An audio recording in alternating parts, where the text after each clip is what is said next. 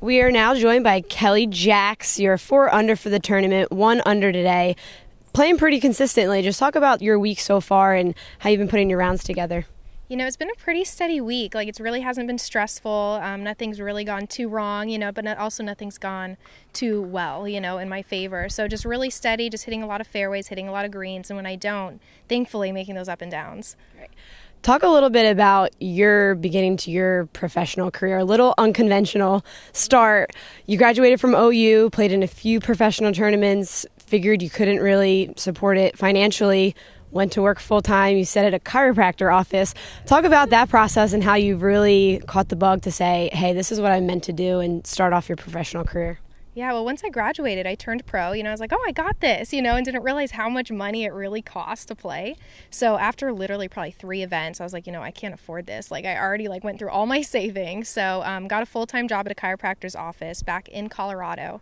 And I was there for quite a few months, and then it was in probably November that I started getting the bug, seeing myself swing in the mirrors at work. And so decided overnight, I was like, I can't do this. I need to go back to play, at least give it a shot.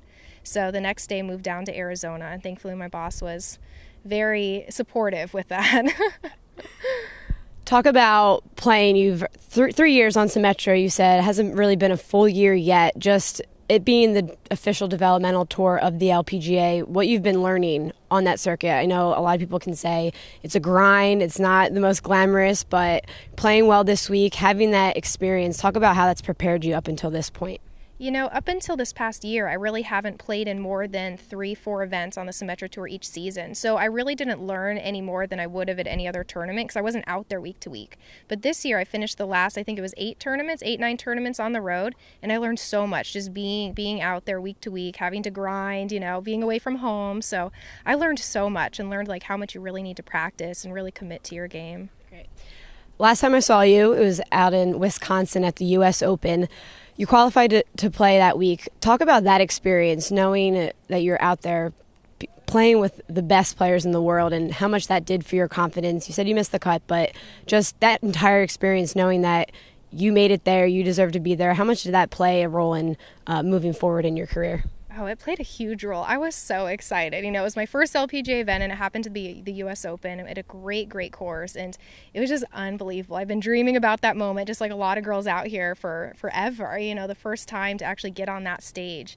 So it was really exciting, and it was a huge confidence booster, going out there, and I didn't play great, but, I shot 2 mid-70 rounds, and I was like, I can hang with these girls. A little more practice, and I got it. What was the biggest, any starstruck moment that week, or what was the coolest moment throughout that entire experience?